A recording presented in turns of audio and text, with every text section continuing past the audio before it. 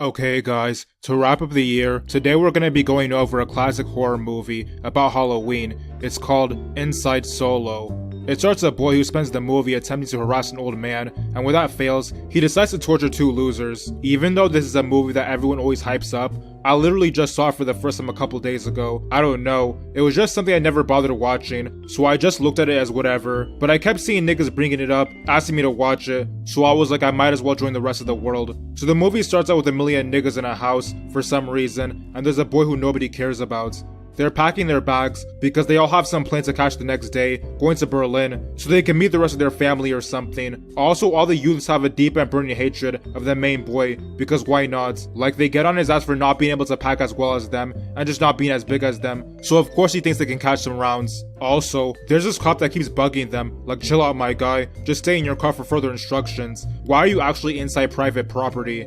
So the main boy has an older brother who looks like that fake ass Debo nigga from back from the past. I can't find anything better to do with his life than to bully his own flesh, and he tells the boy and some other rando that their old neighbor is a serial killer who for some reason hasn't been caught, even though everyone knows he did it. And of course the dumb niggas sitting next to him believe that nonsense, so you can already tell what type of film this is gonna be. So eventually the pizza that they've been moaning about finally comes, and none of them can be asked to pay the man who drove miles just to bring it to them, until the uncle finally steps up and says he's gonna give them the bread, but just dips. And honestly, this nigga has too much patience, just waiting there for a solid minute with no money, while he sees a million people walk up and down in front of him. And then this fake ass cop does nothing to make the payment happen any sooner, so he's really there for nothing. So they start eating their food when the boy tries to get a slice of his pizza, but his dick brother already finished it, and it was the only pizza he could eat, cause he eats every other topping or something. And I know a lot of you niggas expect me to think he's acting like a hoe, and listen, he kinda is, but at the same time he's a fetus, and he's been looking forward to this specific type of pizza all day, just so his asshole family could take it before he has a chance. So understandably, he catches a fit with his brother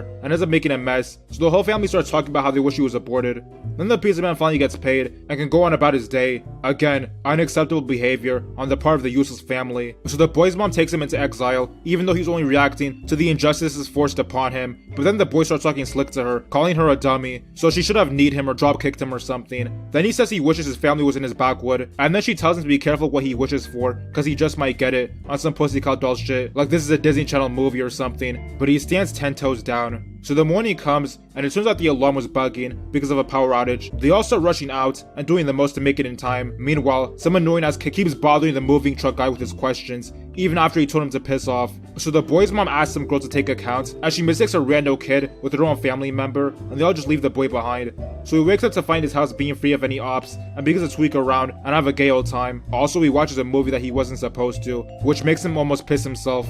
Then on the flight, the mom realizes they did the dash on him and gets in her feelings. Also, it turns out that the fake ass police guy was a robber after all, which explains why he was doing nothing of importance early on. So he and his partner have been finessing houses and tries to run through the last house, but the boy was in it, so they had to piss off. By the time the family makes it to Berlin, they try to get a flight back to the boy, instead of just having the boy fly to them, but I guess they think he's too much of a lame to accomplish even that. So they call the police, and they keep stalling and doing nothing, much like the other police departments in the world. Then they send an even more worthless cop than the fake one, who just knocks on doors and pisses off, instead of actually announcing he was there or something, like he shouldn't have a job. When the family tries looking for flights back, it turns out they're all booked for the next 2 days, cause niggas is trying to see their family across the world this season, and the mom decides to wait back in case something pops up. So the boy puts on all these weirdo creams for some reason, and gets hurt, so he feels they need to climb his brother's shelf and destroy all his stuff. But his brother's a fucking op anyway, so nothing of importance was lost. So the boy tries to buy a toothpaste, and he ends up seeing the old man neighbor, and gets afraid, like the ageist bigot he is, and runs away without paying. Then another bum-ass cop tries to catch him but fails. So not only can these niggas not slow down the killings in Chirac, but they can't even catch elementary school kids finessing from stores. But while the boy is walking home, he almost gets put on a shirt by the finesses from earlier, but then the boy recognizes one of them as the cop from before,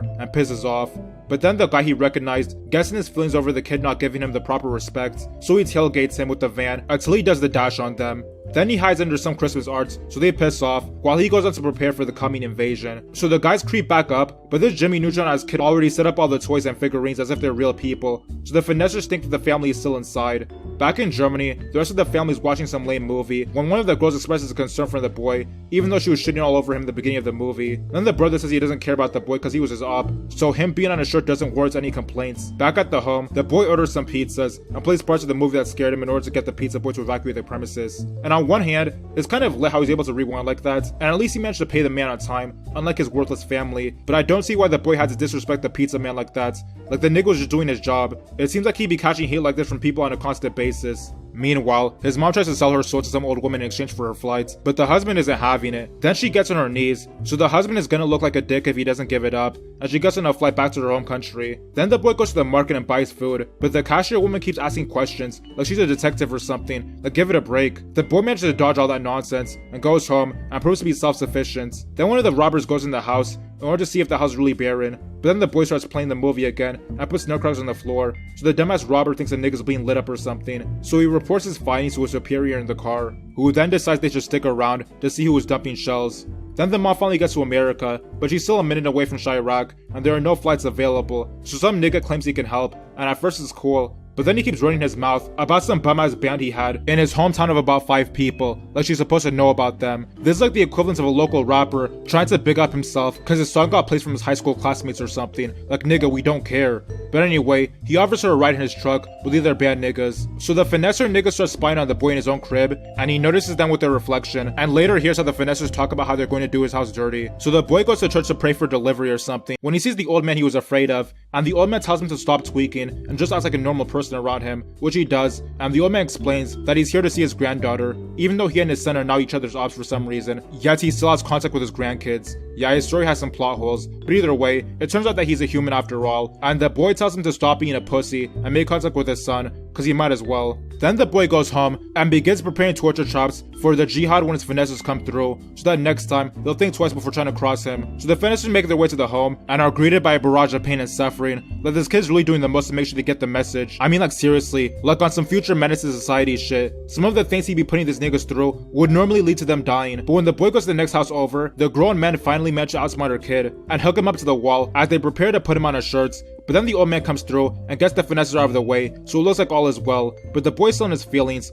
because he thinks his family's on posters. But then eventually, his mom pops up and shows that she's still on the planet, and then like a couple of minutes later, the rest of the family shows up. So it turns out the mom did all that for nothing. The family finds out that the single-digit aged boy was able to take care of himself throughout the movie, and they don't really get it because the nigga couldn't even pack a suitcase at the beginning of the movie, so that's cool. The movie ends with them all getting to spend the aftermath of the holiday together. This movie was cool. I mean, I don't have any strong feelings either way about it. I'm just glad I can finally say I watched it, I guess. So I recommend you watch it too. So if niggas ask you if you did, you can say yes and get all the lame-ass references they're making. Just remember, if you're in a position to start finessing houses, reevaluate yourself and just get a job and stop being a bum.